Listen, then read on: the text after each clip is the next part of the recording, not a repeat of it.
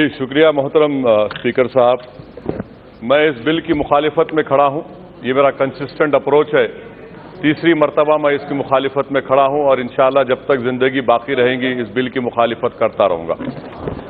मोहतरम स्पीकर साहब, ये बिल हिंदुस्तान की आइन दफ़ा 14, 21, 15, 26 और 29 की खिलाफ वर्जी करता है। ये हमारे आइन के बुनियादी हुकूक की मुखालिफत करता है। अब आप देखिए स्पीकर साहब कि क्रिमिनलाइज कर दिया गया ट्रिपल तलाक को।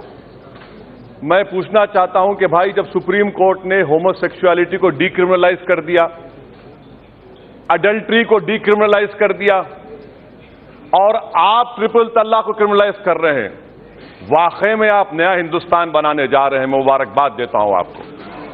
कि चौथी बात कि सर, सुप्रीम कोर्ट ने कहा, यह बिल भी कहता है कि अगर किसी मुसलमान गलती से अपनी बीवी को 3 बार तलाक कहता है तो तब भी शादी नहीं टूटती। ये बिल में कह रहे हैं आप, सुप्रीम कोर्ट भी कह रहा है कि शादी नहीं टूटती। यहां पर जितने ऐवान में अराकीन हैं, मैं उनको बताना चाह रहा हूं सर कि इस्लाम में 9 किस्म के तलाक हैं, जिसमें एक ही ट्रिपल तलाक है।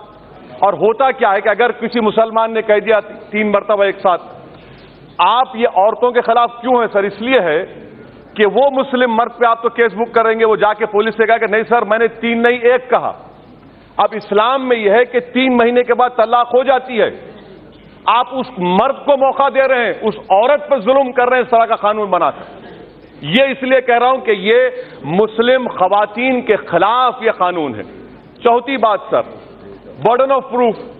सर, बर्डन ऑफ प्रूफ कौन उस मर्द के घर से कोर्ट में जाकर उस कमजोर जिसके खिलाफ जुल्म किया गया उसके तायद में खड़े रहेगा? बर्डन ऑफ प्रूफ आप औरत पे डाल रहे हैं। मुबारक आपको, ये आपकी वाकई में अच्छी सोच है।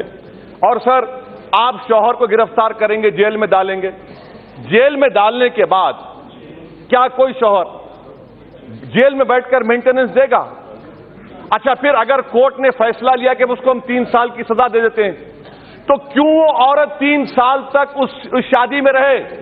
ये औरतों पर जुल्म नहीं है कि जेल में बैठा रहे और औरत उसके इंतजार में बैठा रहे और 3 साल के बाद जब वो जेल से निकलेगा तो औरत ये कहे कि बहाओ फूल बरसाओ, मेरा महबूब आया है?